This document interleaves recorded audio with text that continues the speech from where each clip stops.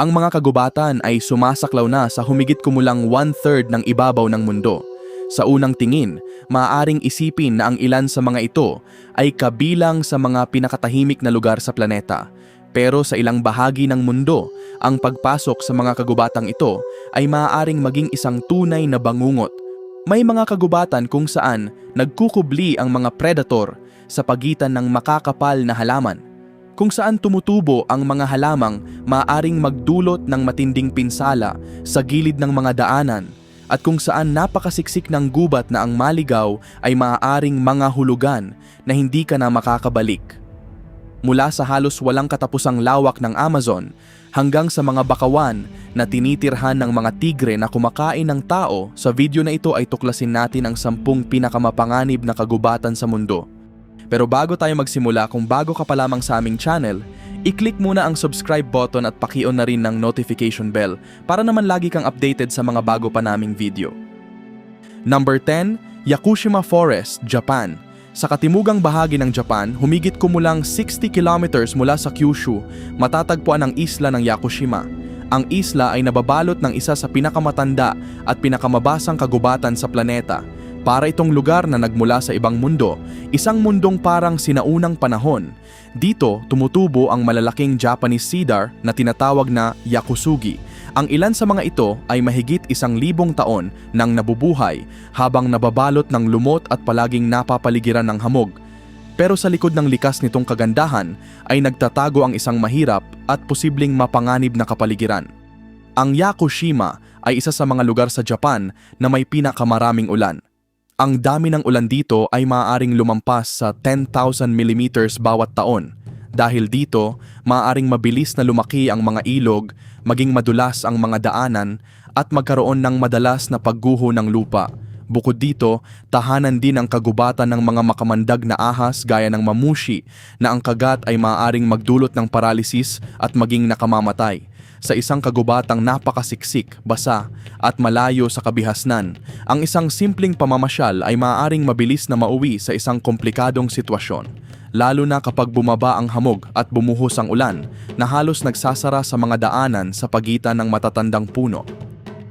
Number 9, Taman Negara, Malaysia. Sa gitna ng Malay Peninsula matatagpuan ang Taman Negara, isa sa mga pinakamatandang rainforest sa planeta. Tinatayang mahigit 130 million years na ang kagubatang ito. Ibig sabihin, narito na ito bago pa man dumating ang huling panahon ng yelo. Dahil sa napakahabang kasaysayan nito, nagkaroon dito ng isa sa pinakamakapal at pinakamasalimuot na ecosystem sa Southeast Asia. Sa ilalim ng makakapal na halaman ay namumuhay ang mga Malayan tiger, Asian elephant, Malayan sun bear at tapir. Bihira silang makita, ngunit tahimik nilang pinamumunuan ang kanilang teritoryo. Ang tunay na panganib sa Taman Negara ay nagmumula mismo sa kalikasan nito.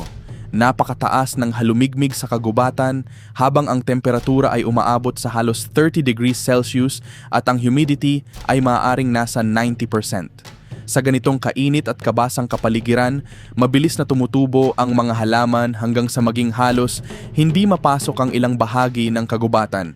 Maaari ring maging madulas at mapanganib ang lupa, lalo na pagkatapos ng malalakas na pag-ulan dulot ng monson. Number 8, Madidi Forest, Bolivia. Sa hilagang kanlurang bahagi ng Bolivia kung saan bumababa ang Andes patungo sa Amazon Basin, matatagpuan ang Madidi National Park. Isa ito sa mga lugar na may pinakamayamang biodiversity sa planeta.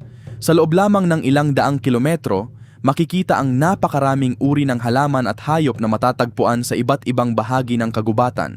Ang teritoryong ito ay sumasaklaw sa iba't ibang uri ng kagubatan, mula sa mga tropikal at mahalumigmig na rainforest hanggang sa mga kagubatan sa kabundukan.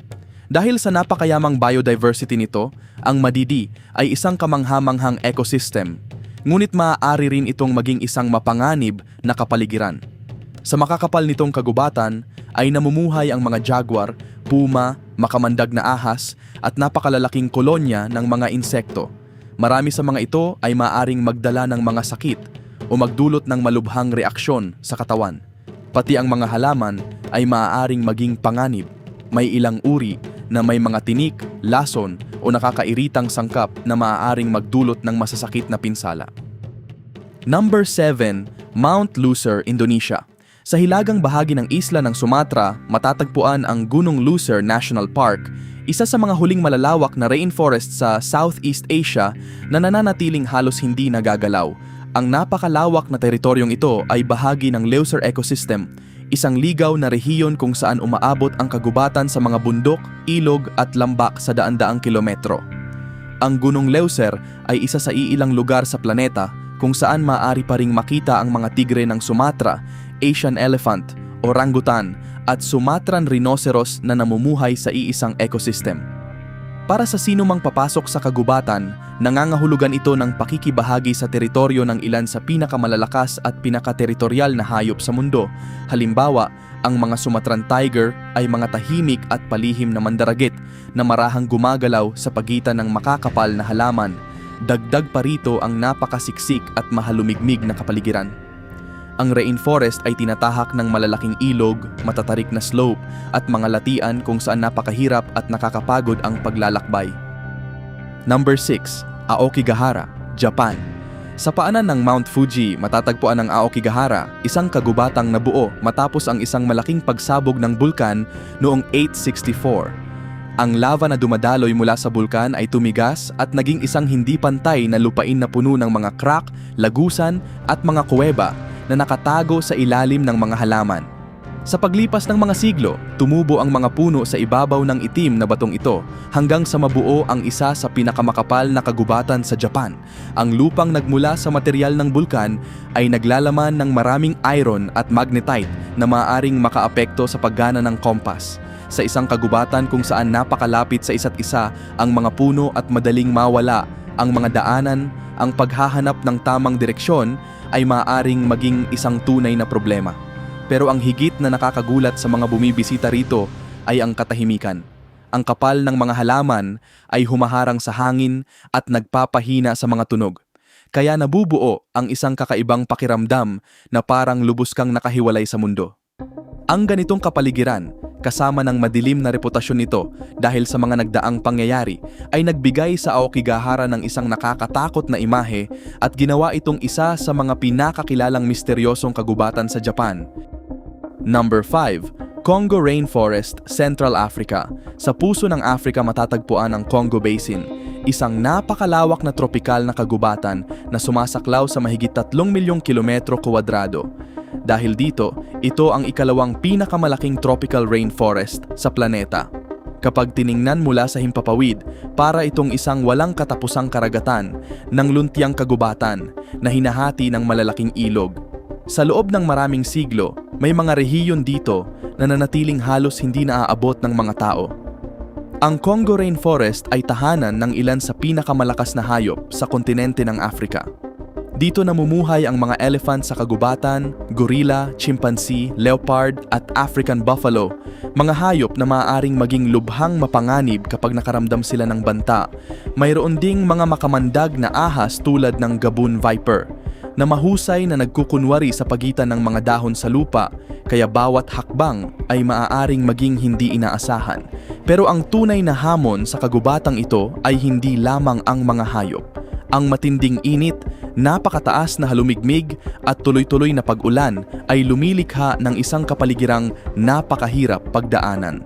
Napakakapal ng mga halaman, kaya maaaring abutin ng ilang oras ang paggawa lamang ng isang daanan. Samantala, ang mga insekto, parasite at tropikal na sakit ay matagal nang naging panganib sa mga explorer at siyentipikong pumapasok sa kagubatan. Number 4. Sundarbans, India at Bangladesh. Sa delta kung saan nagsasama ang mga ilog Ganges, Brahmaputra at Meghna, matatagpuan ang Sundarbans, ang pinakamalaking mangrove forest sa mundo. Ang lugar na ito ay parang isang napakalaking labyrinth na binubuo ng mga kanal, maliliit na isla, maputik na lugar, at mga ugat ng puno na lumalabas mula sa maalat-alat na tubig. Kaunti lamang ang matibay na lupa rito at patuloy itong nagbabago. Ang pagtaas at pagbaba ng tubig dagat ay patuloy na binabago ang anyo ng lugar, at ilang bahagi ng kagubatan ay maaaring bahain ng maraming beses sa isang araw. Pero ang higit na nagpasikat sa Sundarbans ay ang pinakakinatatakutang mandaragit nito, ang Bengal tiger.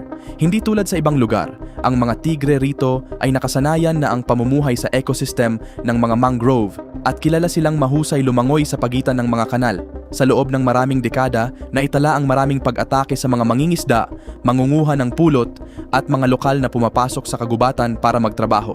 Pero kahit walang mga tigre, mapanganib na ang kapaligiran mismo. Ang mga tubig dito ay tahanan ng saltwater crocodile, isa sa pinakamalaki at pinakaagresibong uri ng buwaya sa mundo. Hindi rin matatag ang lupain. Maaaring biglang ihiwalay ng pagtaas ng tubig ang sinumang masyadong malayo ang narating, habang ang makakapal na halaman ay lubhang nagpapababa ng visibility. Number 3. Bwindi Forest, Uganda. Sa timog-kanlurang bahagi ng Uganda, malapit sa hangganan ng Rwanda at Democratic Republic of Congo, matatagpuan ang Bwindi Impenetrable Forest, isang napakasiksik na mountain rainforest na sa loob ng maraming siglo ay halos imposibleng tawirin. Hindi nagkataon ang pangalan nito. Napakasiksik tumubo ng mga halaman dito, kaya sa maraming bahagi ng kagubatan, halos wala nang malinaw na daanan sa pagitan ng mga vine, malalaking bush at matatandang puno. Ang Bwindi ay kilala sa buong mundo dahil tahanan ito ng halos kalahati ng mga mountain gorilla na natitira sa planeta. Ang mga primate na ito ay maaaring lumampas sa 180 kilo ang timbang. Bagamat karaniwan nilang iniiwasan ang pakikisalamuha sa mga tao, ang isang hindi inaasahang pagkikita sa isang teritorial na grupo ay maaaring mauwi sa isang napakakabang sitwasyon. Tahanan din ng kagubatan ang mga forest elephant, African buffalo at maraming uri ng primate, kaya isa itong teritoryong pinamumunuan ng malalaki at ligaw na hayop. Pero kahit wala ang mga hayop na ito, mahirap nang maglakbay sa Bwindi. Ang lupain ay binubuo ng matatarik na burol na nababalutan ng putik, mga ugat ng puno at madulas na halaman. Palaging mataas ang halumigmig, limitado ang visibility, at kahit ilang kilometro lamang ang kailangang lakarin ay maaaring abutin ng maraming oras. Number 2. Daintree Forest, Australia. Sa hilagang silangang bahagi ng Australia kung saan nagtatagpo ang rainforest at ang Coral Sea, matatagpuan ang Daintree Forest. Hindi lamang ito isa sa mga pinakamatandang ecosystem sa planeta na may kasaysayang umaabot sa mahigit 180 million years, kundi isa rin ito sa mga pinakanatatanging kagubatan sa mundo. Noong panahon na naglalakad pa ang mga dinosaur sa mundo, mayroon ng mga kagubatang katulad nito. Pero sa likod ng luntiang kagandahan nito ay nagtatago ang isang kapaligirang puno ng panganib. Sa mga ilog at bakawang dumadaloy sa kagubatan ay naninirahan ang mga saltwater crocodile, ang pinakamalaking reptilya sa mundo at isa sa mga pinakaagresibong predator na umiiral.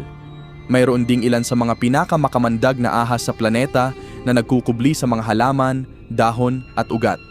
At kung hindi pa iyon sapat, tahanan din ang kagubatan ng isa sa pinakakinatatakutang halaman sa Australia, ang Gympie tree. Ang ibabaw nito ay natatakpan ng napakaliit na mga balahibong nakakatusok na naglalabas ng makapangyarihang neurotoxin. Mayroon ding isa pang nakakagulat na nilalang dito, ang cassowary. Isa itong malaking ibon na maaaring mukhang kalmado, pero kaya nitong ipagtanggol ang sarili gamit ang mga claw nitong kasing talim ng punyal. Sa isang kagubatan na kasing tanda at kasing wild ng Daintree, bawat sulok ay nagpapaalala na ang kalikasan dito ay patuloy na sumusunod sa sarili nitong mga patakaran. Number 1. Amazon, South America. Ang Amazon Rainforest ang pinakamalaking tropical rainforest sa mundo. Saklaw nito ang mahigit 5 milyon kilometro kwadrado at umaabot sa 9 na bansa sa South America na bumubuo ng isang napakalawak na luntiang karagatan na mula sa himpapawid ay tila walang katapusan. Sa ilalim ng makapal nitong vegetation ay nabubuhay ang isa sa mga pinakakomplikado at pinakamayamang ecosystem sa planeta na tahanan ng napakaraming ligaw na nilalang. Sa kagubatang ito ay matatagpuan ang napakaraming uri ng buhay, kasama na ang ilan sa mga pinakamapanganib na hayop sa rehiyon. Namumuhay dito ang mga jaguar, giant anaconda, black caiman at piranha na nangingibabaw sa mga ilog at kagubatan. Sa lupa at sa pagitan ng mga dahon naman ay nagkukubli ang mga makamandag na ahas, pinakamakamandag na gagamba at mga palakang kayang gumawa ng lason na maaaring makamatay.